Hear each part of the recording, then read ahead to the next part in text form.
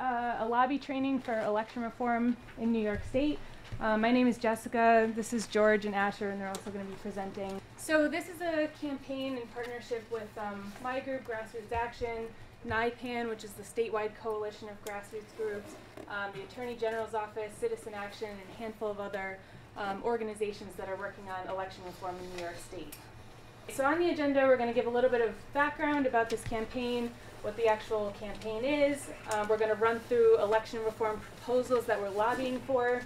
We're going to go through how to actually lobby, what the process looks like, how to set up a meeting, and then we're going to break out into groups and practice. So most of you RSVP'd to come to this training, and we have your assembly members and your senators. So there's a lot of people who are in the same districts. So at the end, when we break out into groups, you can meet up with other people who are in your district and kind of practice what an actual lobby meeting will look like, and meet the people who you potentially would go lobby with. Okay, so we all know that election laws in New York State are very unjust, especially for anyone who worked on the Bernie campaign this last year. I think a lot of us saw just the problems with registration, having to register 6 months ahead of the primary, having polls not being open, especially in upstate New York. There were a lot of purges, especially in Brooklyn. There were 130,000 people that got purged from the voter rolls. So all these problems that came to light during the last year. And so a report was released from Eric Schneiderman, the Attorney General's office. And there were 1,500 calls to his office to the voter protection hotline during the presidential primary, which is 10 times higher than any previous election. And so he did this inquiry into all these problems with our election system and released this report called the Voter Rights Report. And he said the voting issues we uncovered during the April primary were widespread, systemic, and unacceptable. The right to vote is the right thing that protects all other rights. New York must become a national leader by protecting and expanding voting rights throughout the state. So his statewide inquiry showed that 65% of complaints to his office involved barriers posed by voting registration rules, laws, procedures, and practices, and an additional 20% was involving barriers posed by unwieldy laws, rules, procedures, and practices relating to voting. So that's 85% of the complaints that his office received were related to voting issues. So some of the problems that you guys, I'm sure, are aware of, voters that were not affiliated with the Democratic or Republican parties had restricted deadlines to switch their party affiliation. Voters were barred from voting because state agencies didn't transmit registration information in time. DMV's online registration systems were stalled, and voters were barred from voting because of errors by the Board of Elections. And then other issues were the local Board of Elections inhibited access to affidavit ballots. There were reduced polling hours, and voters were unaware that their polling places had moved. So there's a series of problems and issues that we really need to tackle, and New York is actually ranked, I think, 46 out of 50 in terms of voting rights in the whole country. So we're down at the bottom. So after this report came out, which included a series of proposals by Eric Schneiderman, the Attorney General, which we'll run through in a minute, we, Grassroots Action and NYPAN and all these organizations decided to form this campaign to lobby every single New York State senator and assemblyperson to support these election reform proposals.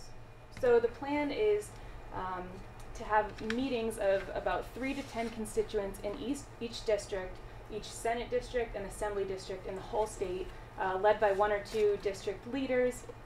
So we'll have these groups of 3 to 10 people go meet with each senator and each assemblyperson and show that there's a lot of support for these proposals, and that we're paying attention and we want them to vote on bills that support election reform in the upcoming legislative session. And the timeline for this is before March 2017. This might be shifting a little bit depending on what's going through the Assembly and the Senate. But right now we're trying to have all of our lobbying done before the end of March. We are trying to meet with every single legislator in the New York State. Just either to convince them to get on board or to confirm their support or to ask them to do a little bit more if they already are on board. So another thing, so all the materials that you received today, this is a lobby fact sheet, and then this is a tracking sheet which we'll go over throughout the course of this presentation. But those two things, this slideshow, the training video that's being created, and a sample letter to send to speakers, and that's about it, will be available on Google Drive. So we'll send out that link to everyone who signed in, and you can access all that materials after today is over. All right, so George Albro is going to run through basically what we're asking for, what these proposals are for election reform. Jessica alluded to some of the problems. What are the problems in New York? Well, New York is basically the poster child of undemocratic electoral system. So much so that when they were arguing, you know, in North Carolina, they passed a tough voter ID and they cut back on their early voting hours, and they did other things to make it tougher, and a judge ruled that this was done precisely to disenfranchise people of color, students, and the young, people who would tend to vote Democrat, precisely. And the Attorney General of North Carolina argued in front of the federal judge, losing argument, but argued, said, yeah, maybe we have some problems with this, but look at New York. We're so much better than New York. Wow. New York is one of only 13 states that doesn't have early voting. You know what early voting is in New York? 6 in the morning you get up. Most of them aren't open. There is no state that has 11 months that you have to be a registered in a party to vote in that primary. Most elections are decided in the primary, right? In New York City, it's the Democratic primary. Many districts upstate, it's the Republican primary. So it's a horrible, that alone is a horrible situation. We don't have online registration, which many states have. We do have registration at DMV offices, but it's an opt-in. So if you go to, you know, you're a young kid, you just turned 18, 19, you get a license, registration, you go there, and they'll say, okay, here's your license. Oh, do you want to register to vote? Nah. And I've heard anecdotal stories that doesn't always work. Huh? That the DMV registration doesn't always work. I've heard anecdotal stories. Yeah.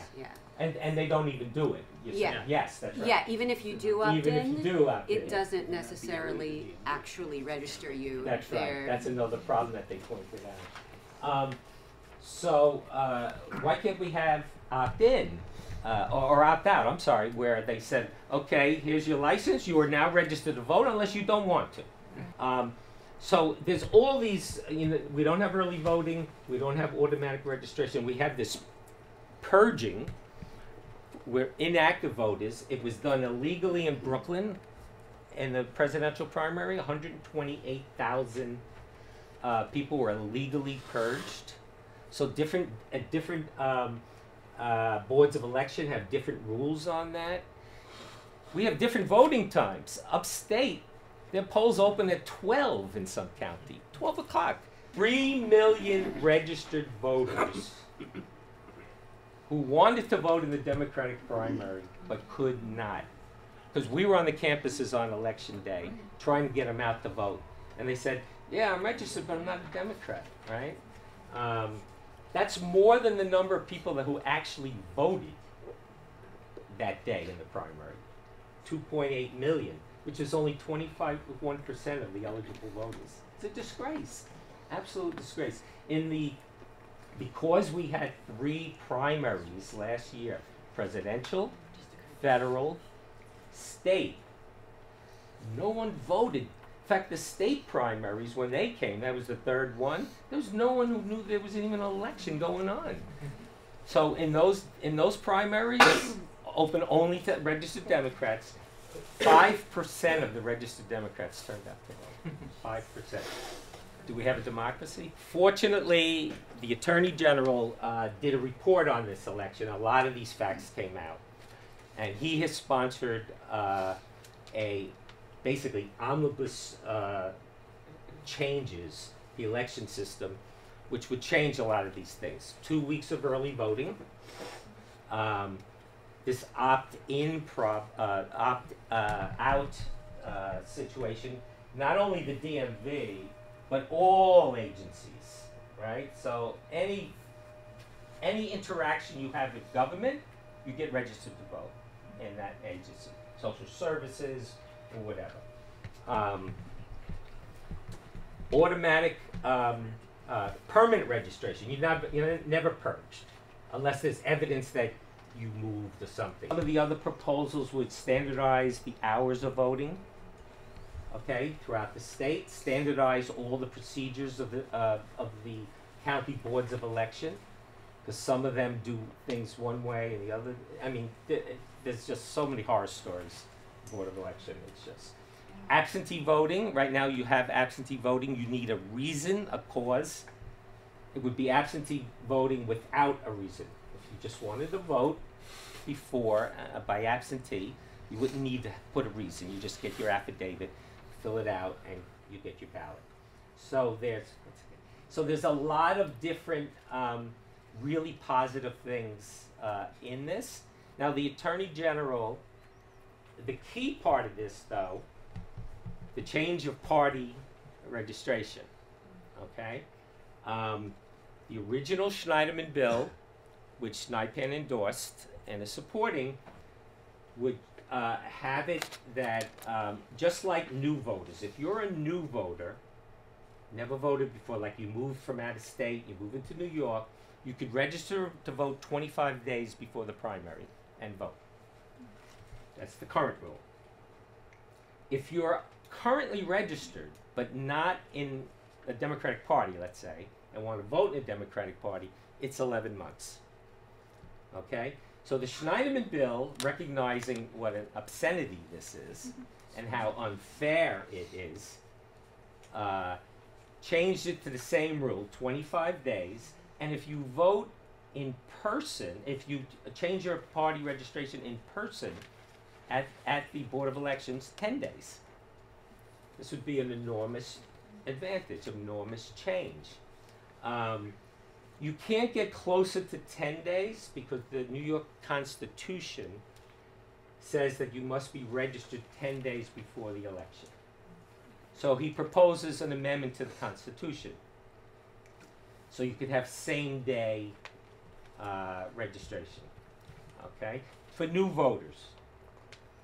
Now, what happened was when the Schneiderman, who was not a member of the legislature, had to get sponsors, right? So he had to go to the Assembly Election Committee. That's chaired by Michael Cusick, who's from Staten Island, Democrat. The reason why I say this is because Schneiderman's bill got taken over by Cusick as chair of the Election Committee, and Cusick changed the 25 days to 120 days. That's not good. And we do not have to support that when we lobby. And the reason why we don't, because it's still a big it's 4 months. You remember the presidential primary is not 11 because the presidential was in April. It was only 6 months. Still enough to disenfranchise 3 million people, right? Fortunately, in the Senate Dems, the main Dems, they introduced legislation that's similar to Schneiderman Cusick bill in all respects, except keep it at 25 days. So in the Senate, it's an easier ask for us, for senators, sign on to the Senate bills that are currently pending.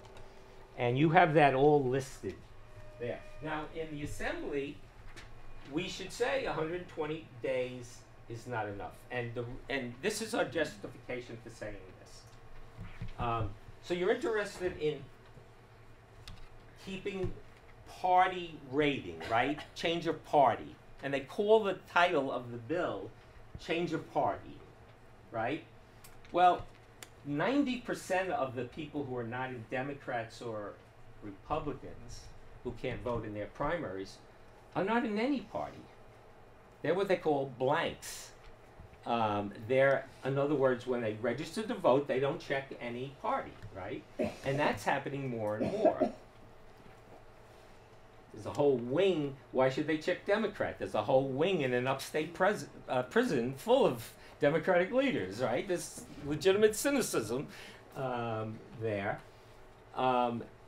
They have no reason to raid. They have no whatsoever. We're going to talk about now how to lobby, okay? We're going to have teams. But just remember, we're not going to focus so much on the bill numbers, although we want to have them here, because one of the things the senators or assembly people will ask you is, yeah, can I sign on? What's the bill number you want me to sign on? Okay? We're going to talk mostly about the principles.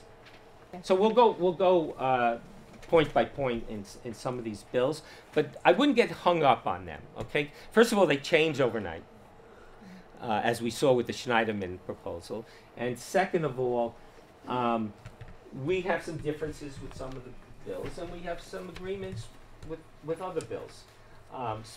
So the first thing you want to do, though, is ask for them to support various bills, okay? And if they're not willing to do that, you got to ask them why. If they're willing to, and Jessica's going to talk about the tally sheets we have to record the responses, okay? We're the only group that is proposing this mass statewide lobby of every legislator. No other group really has the capacity to do that and really has the will to do that at this point. And that's what's so important, because when these legislators hear from you guys as constituents who are concerned about this, they're going to have to deal with it, right? So this is an amazing, amazing project that we're all involved. We're changing laws that have been in existence for hundreds of years, right? So, yes. And at the most basic level, your ask today is that we all call our state reps. No. What we're going to do is divide in teams of people who share a legislator, right? Senator, and one person will be designated. The way this happens is you call the scheduler of that and ask to schedule a meeting, and they will tell you how to do that and when and the like. And finally, these meetings have to occur when they're home in the district, right? They're home usually every Thursday and Friday. Next week they're home all week, so we got a number of meetings. And attached here is a legislative calendar. They don't work very much, you know. But since we want to do this as a constituent lobby, we have to do it in the district, which is a good thing. It's more powerful than if you just go up to Albany and with people who aren't constituents. Grassroots lobbying. So the idea behind this whole campaign is that, as George said, we will split off into districts. So like, let's say the four of you live in the same district, you have the same assembly person and the same senator. You'd band together. One person would kind of be the unofficial leader, would set up the meeting, would call together the four of you to figure out scheduling, follow up to confirm the meeting, and then make sure that everyone gets there the day of the meeting and you guys have your lobby meeting and bring all the materials. So we have a lot of people, I think like 120 who signed up to lobby. Obviously not all of them are here today, but for most districts in the city, we have 3 to 10 constituents who've signed up to lobby, and so we'll give you guys that information so like one person can be the leader and get your group of people together and set up a meeting. So we're just going to go through some tips about like scheduling the meeting and what a meeting actually looks like. It's pretty straightforward. It's really just a conversation with your legislators, expressing support, going through all of your asks, and then trying to get confirmation and avoiding an evasive answer. So 5 steps of grassroots lobbying. So know your audience, who your legislator is, and their background. Step 2 is schedule a meeting. Step 3 is know your goal. Step 4 is develop an agenda for the meeting, and then 5 is practice, and that's what we're going to do today. Your audience, knowing who your legislator is and what their background is. So you kind of want to know about their voting history. What have they said about election reform? Have they taken a stance on any of these issues before? Have they supported relevant bills? What in their background could be a point of connection on the issue? So maybe they are close with another legislator who's co-sponsoring or sponsoring one of these bills. They might have close relationships with them. And what relationships do they have with individuals or groups related to the issue? So, for example, I think Jeremy did all this research actually. So this is Jesse Hamilton. He's a member of the IDC. He's in the New York State Senate, District 20. He supports the DREAM Act for tuition assistance for undocumented people. And then he sponsored a Senate bill which allows voting by mail, and it compares to the Oregon system of voting. So the bill would indicate that Hamilton is supportive in general of some election reform proposals. So that was limited background on like what he might be open to supporting. What's that? And he co-sponsored the Voter Empowerment Act. So like these are things to just be aware of when you're going in to meet with them, and you can say like, oh, you supported this bill and it's related to this one that we're now lobbying for, and kind of bring up their background. It's also just helpful to know like who your audience is before you're going in. So if they're going to be a total supporter or if they're going to be completely against this, then you want to kind of tailor your message. So other things to research, so affiliations, endorsements, and important relationships to know. Step 2, know your goal. So this is kind of what I was saying before. You want to know where your legislator kind of is on the spectrum of support for all these bills. But if you know that they're a supporter, then your goal is to turn them into a champion, someone who will sponsor a bill, or someone who will, speak out against or for it, or like speak with their colleagues to get them on board and really push for the bill. If they're undecided, then you're looking to turn them into a supporter.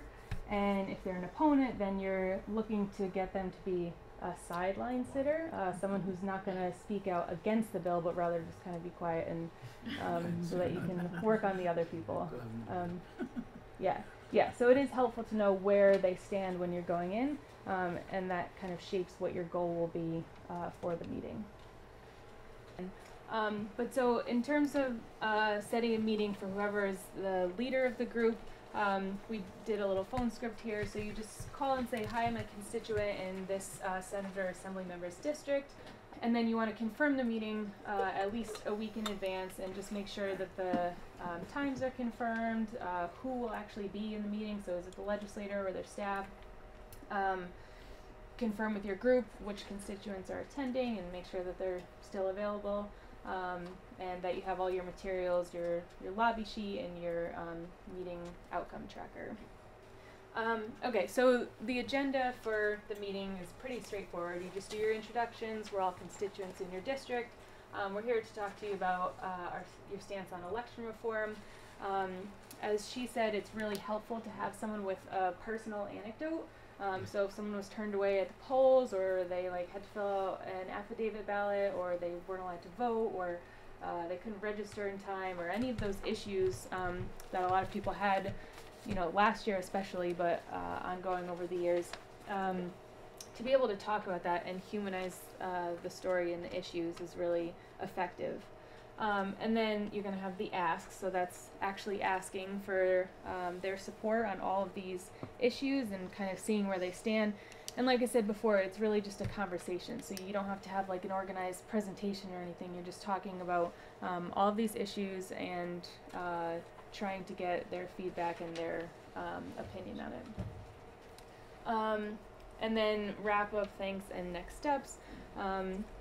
George, do you want to talk a minute about how to get a confirmed answer, or what that might look like, or pushing people if they're being evasive? Well, generally they're gonna.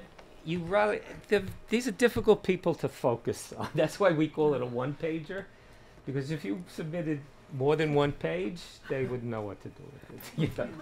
Just give it to their staff to read and write a paragraph. So you have to focus their attention on your issue politely, and as they try and change the subject. And always keep in mind what you're going to ask them to do. Never leave until you get an answer, right?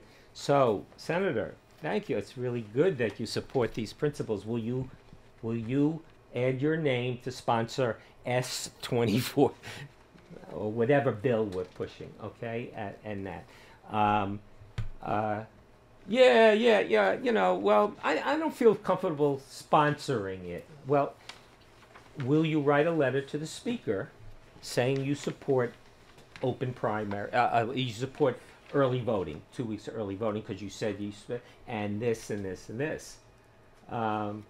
Well, you know, I don't have time. Oh, Senator, we could draft I'll send a letter for you. In fact, we just happen to have one here. Feel free to edit it any way you want. But you got to keep pushing them to the next level of involvement. Or maybe for those Republicans who really don't, you know, will you sign a petition saying that you think that the laws should change, although you don't support the bills? You know, anything you could get them to commit to do. But you really got to stay focused on what your goal is, because otherwise, I mean, they're masters of changing the subject and evading it. Detail and nuance would these conversations be? Are they going to be, could they get really nitty gritty or?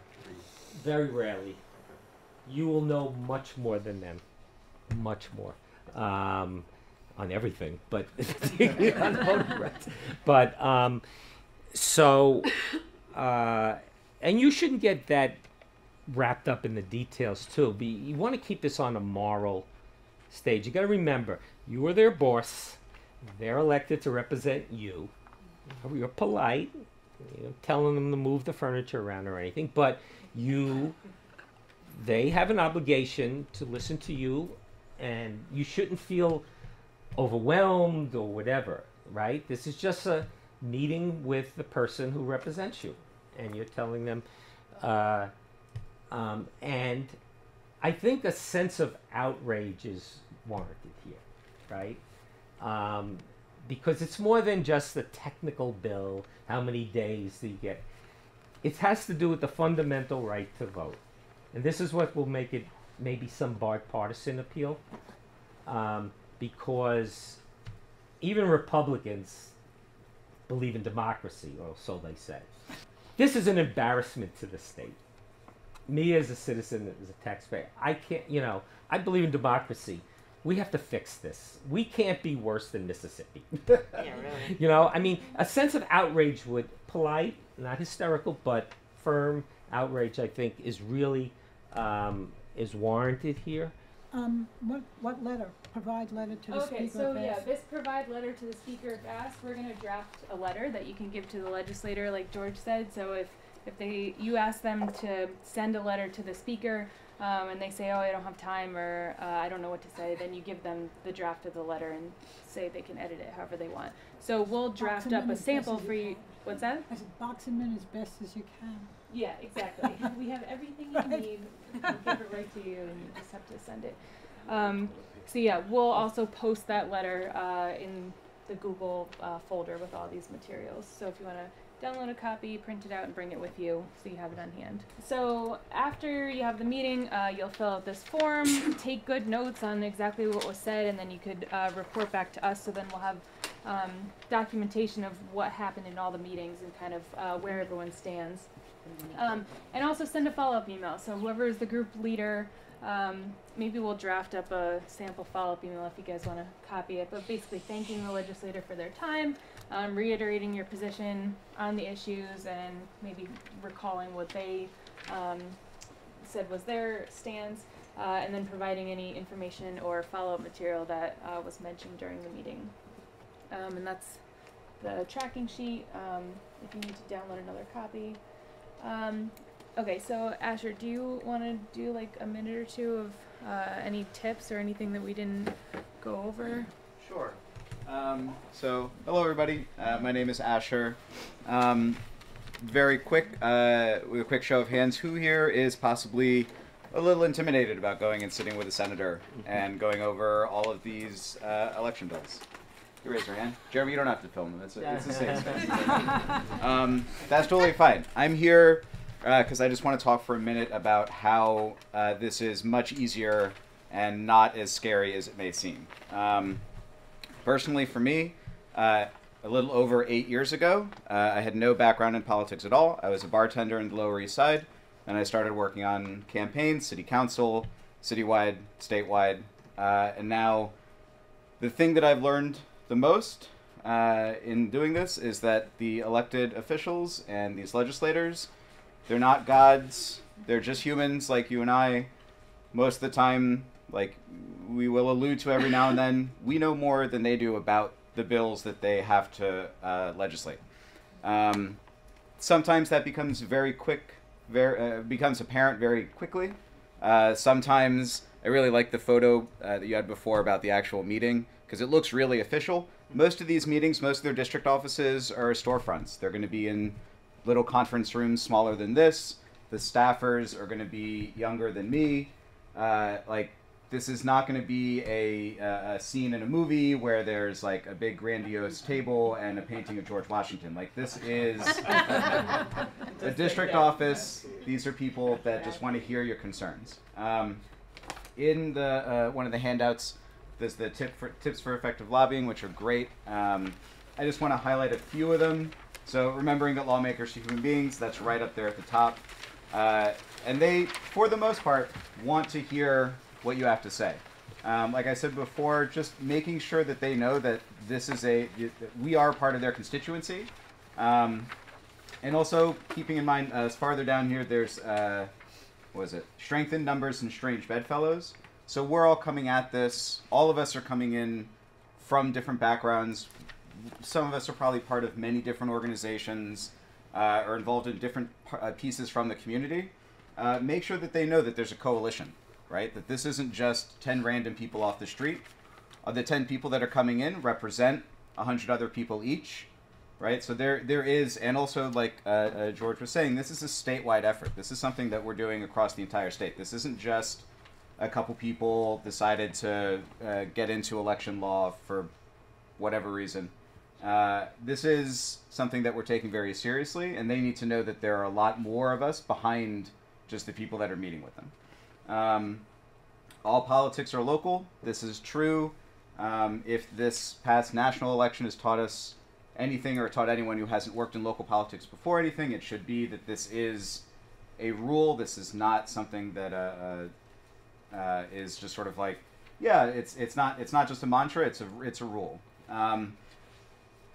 For a little context in that, it's also very important to keep in mind that most of these elected officials, when they win their seat, they're winning it in the primary, because the generals aren't the elections that decide them. When someone wins an election in the primary, they're usually winning with about 4,000 or 5,000 votes. That is nothing, right? So they've been elected to represent 150, 200,000 people with about 4,000 or 5,000 people. One of the things that we want to increase voter turnout for things, but keeping in mind that most politicians, they want to keep their jobs, and if they can start seeing that a few hundred people start rallying now and start building a coalition now, in a year and a half when they're up for re-election in 2018, maybe it's not as easy, right? So especially now in the current political climate where we're seeing that there's so many people who are getting involved who hadn't been involved before, these, especially on the local level, a few hundred people building a coalition can knock on a few thousand doors, can flip an election really easily. And remember, you don't have to bring this up in the meeting, but just keep in mind that that's usually at the top of their list of priorities. They want to keep their jobs. So in part of the research and background, I'd also suggest just going back and looking through some of the political history of who you're meeting with. There's no term limits on the state level, so some people you're meeting with have been in power for 30, 40 years.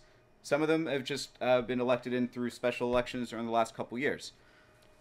Those people are probably a little more aware of the fact that that means that their name isn't out there as much. They might not have their voter base. So they're going to be more interested in hearing from a group of constituents that have a coalition behind them. Don't forget the staff. I worked on both sides.